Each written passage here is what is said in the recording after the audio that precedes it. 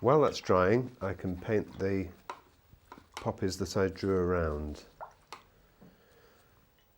Now I want these to stand out quite brightly, so I'm going to use much weaker colour now, paler colour, so that the white of the paper shines through the paint. This is the red and the yellow mixed together. Just make that a little bit weaker. So the paint's quite watery now.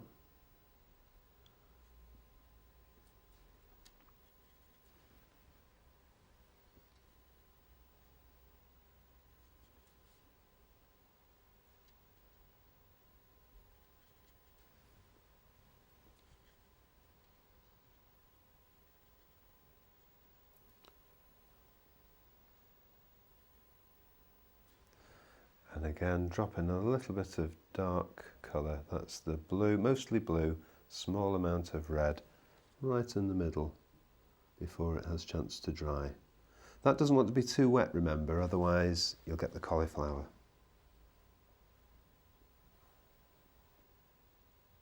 Now I need to let that dry before I can paint this other one, because I want this one to be a little bit darker, as if it's behind that one. That poppy is dried now, so I can paint the darker one to the side of it.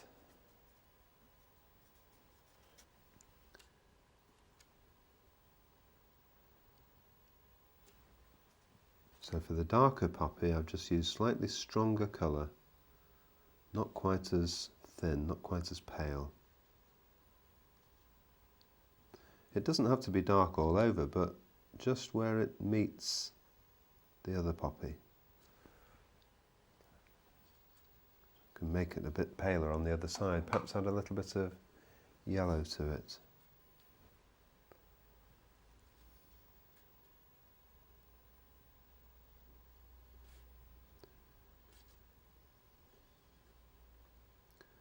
And while that's damp, drop in a little bit of darker colour right in the middle.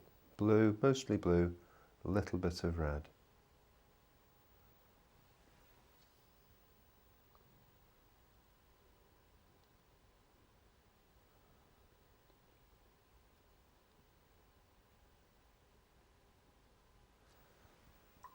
While that's drying, I can separate the top petal from the bottom petal of the other poppy. Just make the one above slightly darker where it meets the lower petal. And with that darker colour, take some brush strokes up for the folds, delicate folds on the petal, and some pale brush strokes on the lower petal as well. That just gives it a bit more shape, makes it less flat.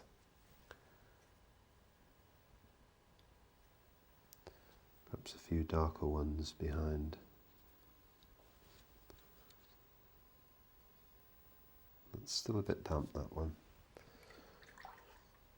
Now I need to let that dry before I can put the stems in. If I put the stems in and they touch the red wet flower, then all that green could run in.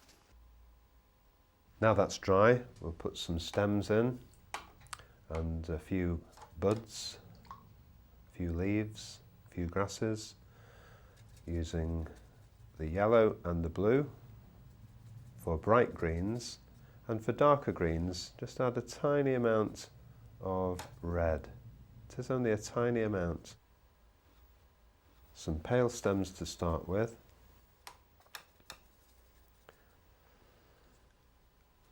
And some pale grasses, pale leaves, pale buds.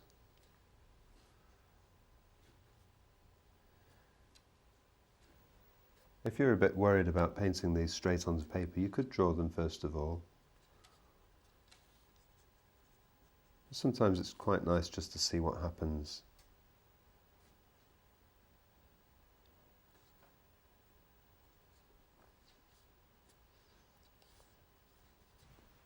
And some darker green, so that's a little bit more blue, and a tiny amount of red.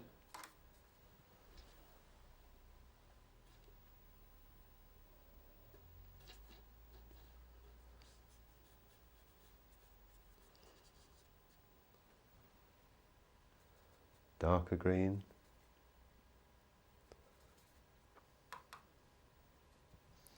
I'm going to put this right in the middle here to separate those petals, those flowers.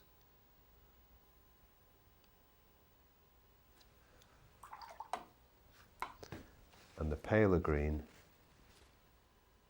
on the outside. And I'll just turn that into some grasses and leaves and things.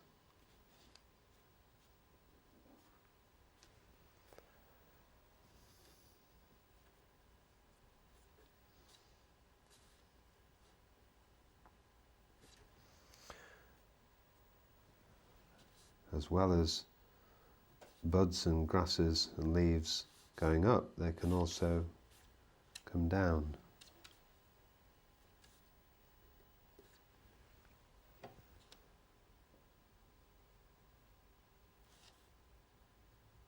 Using the tip of the brush to make some grasses and seed heads.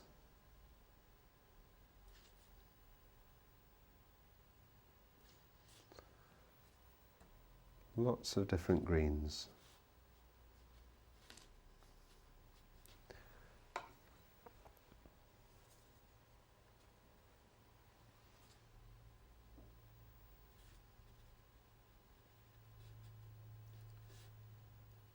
And these dark colours really make the flowers stand out nicely.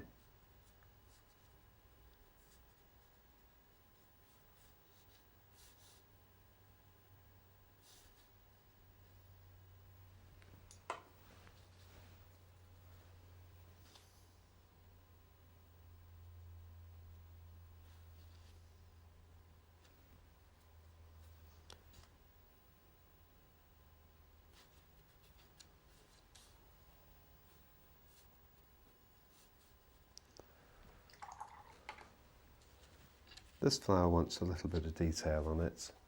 Some of the folds in the petals that are put onto the other flower, we want some on this one as well. And separate the two petals by darkening the one above a little bit. So that's mostly the red and a tiny amount of blue.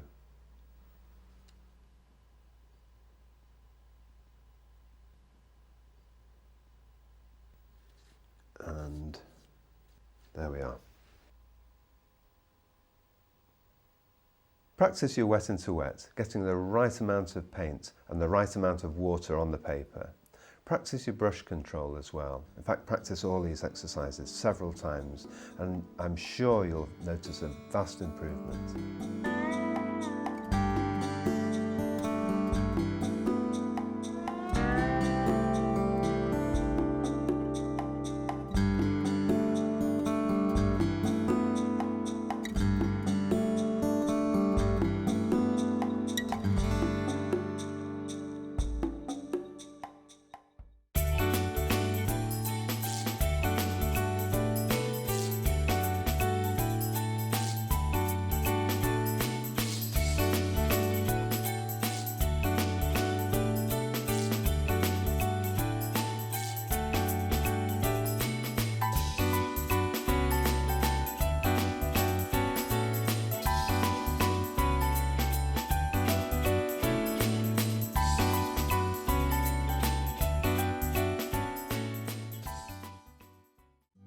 Now available on DVD. Try these techniques yourself at home whenever you wish. Today's workshop is part of the Watercolour As If by Magic Beginners course. 6 fantastic 20-minute workshops on DVD, now available to order from the Painting and Drawing channel.